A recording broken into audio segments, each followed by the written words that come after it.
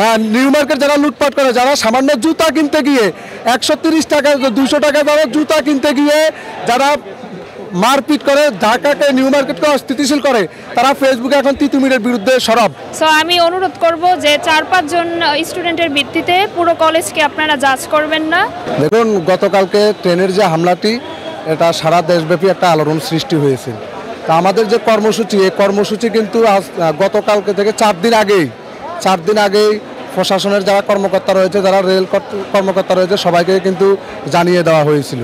সবাইকে কর্মসূচি সম্পর্কে জানিয়ে দেওয়া হয়েছিল এবং 11টায় রেল লাইন অবরোধ করা হবে সেটাও তাদেরকে জানিয়ে দেওয়া হয়েছিল। তো আমরা পূর্ব ঘোষিত কর্মসূচি অনুযায়ী আমরা মহাখালীতে রেল লাইন অবরোধ করতে যাই এবং সেখানে যিনি রেল নিয়ন্ত্রণ করেন লাইনম্যান, তার মাধ্যমে আমরা প্রায় আধা কিলোমিটার দূরে লাল ফ্ল্যাগ উড়িয়েছিলাম।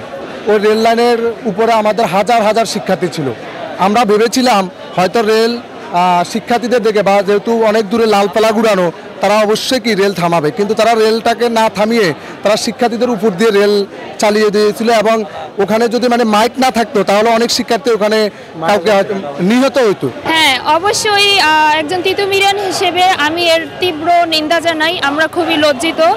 তো এখানে 4-5 জন স্টুডেন্ট এই কাজ করছে, যার জন্য পুরো তিতুমিরের বদনাম হচ্ছে এবং পুরো তিতুমিরকে উপহাস করা হচ্ছে।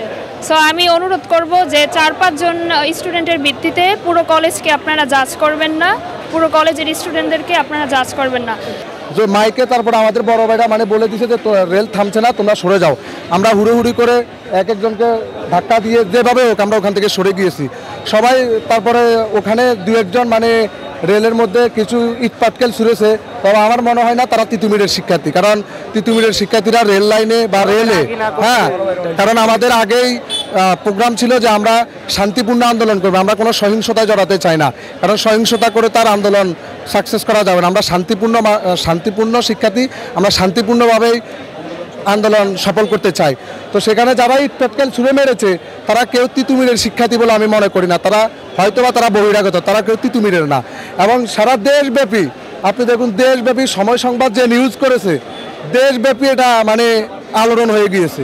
এবং অনেকে দেখি এটাকে নিয়ে ট্রোল করে, যারা ভাত খাইয়ে মানুষ মারে, যারা জাহাঙ্গীরনগরে দর্শনে সেঞ্চুরি করে, যারা চট্টগ্রামে মানুষ হত্যা করে ডিজে গান চালিয়ে আনন্দ উল্লাস করে, যারা রাজশাহীতে একজন প্রতিবন্ধীকে হত্যা করে, তারা এখন এই সামান্যতম এই একটি ঘটনাকে নিয়ে তারা পুরো ফেসবুকে তিতুমিরকে, নিউ মার্কেট যারা লুটপাট করে, যারা সামান্য জুতা কিনতে গিয়ে 130 টাকা 200 টাকা যারা জুতা কিনতে গিয়ে যারা মারপিট করে, ঢাকাকে নিউ মার্কেটকে অস্থিতিশীল করে, তারা ফেসবুকে এখন তিতুমিরের বিরুদ্ধে সরব। কারণ তারা চায় না যে তিতুমির বিশ্ববিদ্যালয় হোক, এটা তাদের জলে। কিন্তু আমাদের এটা শান্তিপূর্ণ আন্দোলন এবং আমরা আজকের এই শান্তিপূর্ণ আন্দোলন থেকে বর্তমান সরকারের প্রতি আহ্বান জানাতে চাই যে আপনারা এই তিতুমিরকে বিশ্ববিদ্যালয় করে দিন। এটা একটা যৌক্তিক দাবি, এটা অযৌক্তিক দাবি না। অযৌক্তিক দাবি যদি হতো তাহলে আমরা রাজপথে নামতাম না। সবাই জানে এটা যৌক্তিক দাবি।